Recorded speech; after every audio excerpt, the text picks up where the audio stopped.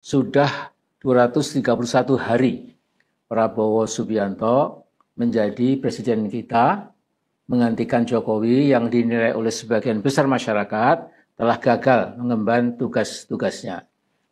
Di samping telah terbukti bahwa Jokowi, presiden tanpa dimensi moral, membiarkan pihak asing dan asing menguasai sumber daya alam Indonesia, moralitasnya juga bejat.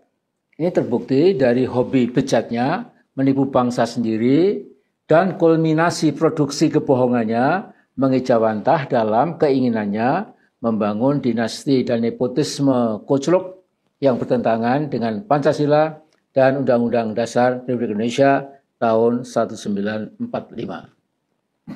Jadi kekuatan politik Jokowi harusnya langsung mengecil dan melemah begitu Jokowi tidak lagi jadi presiden. Tetapi si Raja Tipu ini ternyata masih relatif solid karena Prabowo sedemikian jauh lebih banyak, maaf ini ya, omong daripada kerja nyata dan belum menunjukkan langkah-langkah perubahan yang mulai nyata dirasakan oleh masyarakat luas. Salah-salah sebagian besar masyarakat masih menoleh ke Jokowi, bukan ke Prabowo. Secara teoritis, begitu seorang presiden sudah meluncur dengan kapalnya mengarungi samudera untuk mencapai pulau idaman, maka ada beberapa hal penting yang mesti dipegang erat-erat. Pertama, jadi ibarat nahoda, maka kapal itu hanya punya satu nahoda.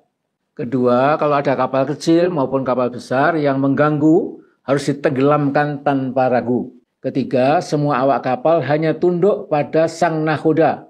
Mereka yang berani membangkang harus segera dibuang. Keempat, keselamatan seluruh penumpang harus dinomorsatukan dan lain sebagainya. Nah, saya heran mengapa Prabowo nampak menikmati kabinet gedabiah berisi gado-gado. Kira-kira separuh menteri di kabinet merah putih banyak yang berwarna di luar merah putih. Ya. Jadi tidak punya rasa belas kasih pada bangsa Indonesia. Entah kesiannya kemana, ya saya nggak tahu. Ya. Di samping mereka tetap saja berusaha untuk melakukan korupsi selagi berkuasa. Mumpung punya kekuasaan, gunakan kekuasaan untuk melakukan maksimalisasi korupsi. Di benak mereka ada semacam prinsip, ya, jangan khawatir, don't worry, Indonesia adalah surganya para koruptor. Jadi ini memang keanehan yang kita temui ya, dulu sampai sekarang. Ya. Nah kalau korupsi jangan tanggung-tanggung. Itu menurut mereka, makin besar korupsinya, makin aman dari sentuhan hukum. Sebagian besar jaksa dan hakim selalu bisa diajak damai. Setiap masalah bisa diselesaikan kalau masalah wani piro itu sudah disepakati. Nah di zaman Orde Baru, kata seorang pengamat dan ahli hukum seperti Mas Adnan Buyung Nasution, hampir setiap weekend, kata beliau, ya, banyak jaksa dan hakim yang pindah kantor ke Singapura. Untuk apa? Untuk melakukan deal-deal dengan para koruptor raksasa dalam rangka untuk menghentikan kasus-kasus korupsi besar supaya tidak pernah dibawa ke meja hijau. Sekarang pun kasus-kasus korupsi besar, ya, itu seperti Bumi Putra, seperti di Jiwasraya, di Asabri, di Pertamina, dan di berbagai kementerian muncul sebentar, kemudian menghilang, dihembus angin setan dan jin. Ini betul-betul membuat saya kira rakyat makin marah. Tidak salah kiranya kalau saya katakan, Jokowi lah pelindung utama korupsi, mega raksasa, yang telah membuat rakyat Indonesia menderita kemiskinan permanen.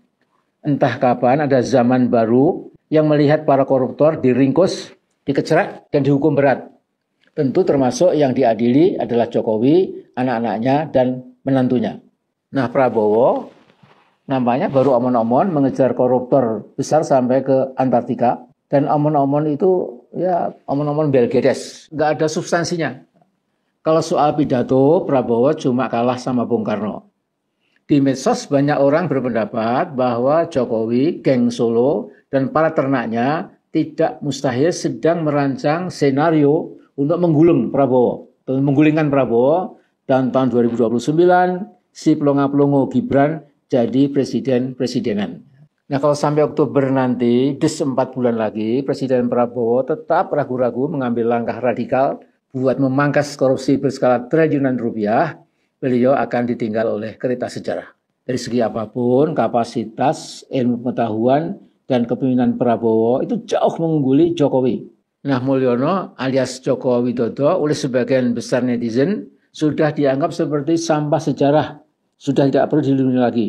Bayangkan kalau kita lihat di medsos itu, Masya Allah ya, bagaimana elemen-elemen bangsa dari berbagai kalangan itu sudah menghujat, mencaci maki, menyumpah serapai Pak Jokowi ya, dengan kata-kata yang sebenarnya tidak pantas. Itu betul-betul tidak ada mantan presiden Indonesia ya yang dijadikan sasaran kemarahan, ejekan, sumpah serapah dari masyarakat luas seperti halnya Jokowi atau Mulyono itu.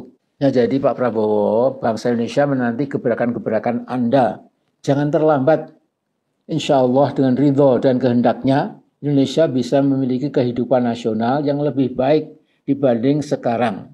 Kami semua masih percaya pada Anda, Mas Prabowo. Jadi jangan sia-siakan harapan sebagian besar bangsa pada Anda. Mudah-mudahan masa depan kita tetap lebih cerah lagi ya di bawah kepemimpinan Anda.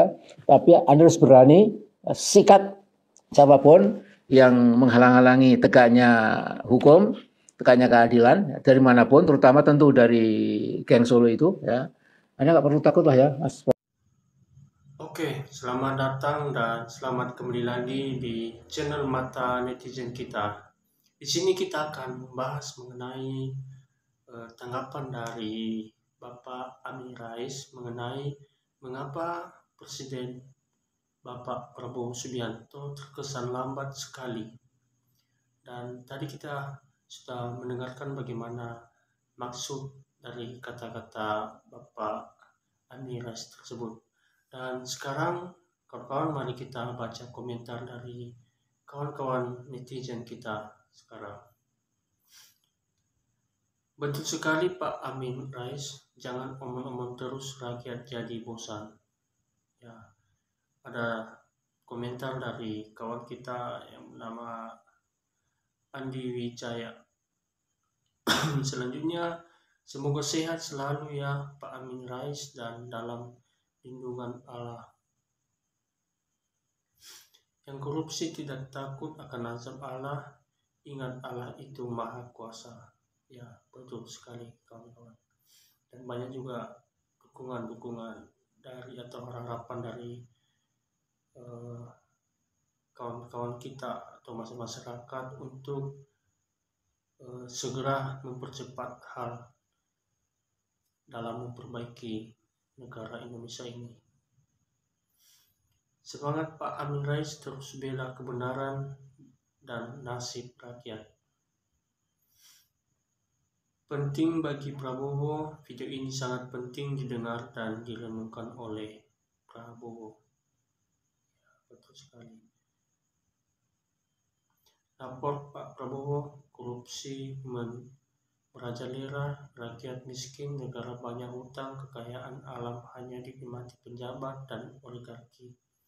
Rakyat dibohongi, pejabat banyak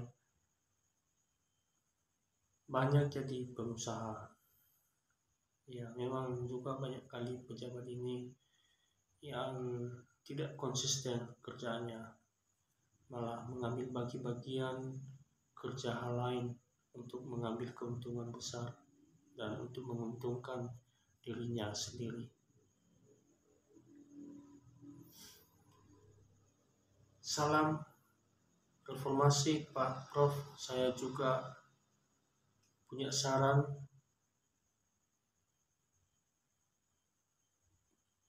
Cukuplah doa dan dukunglah kekhawatiran akan dicap sebagai pengkhianat karena Prabowo alergi dengan kritikan.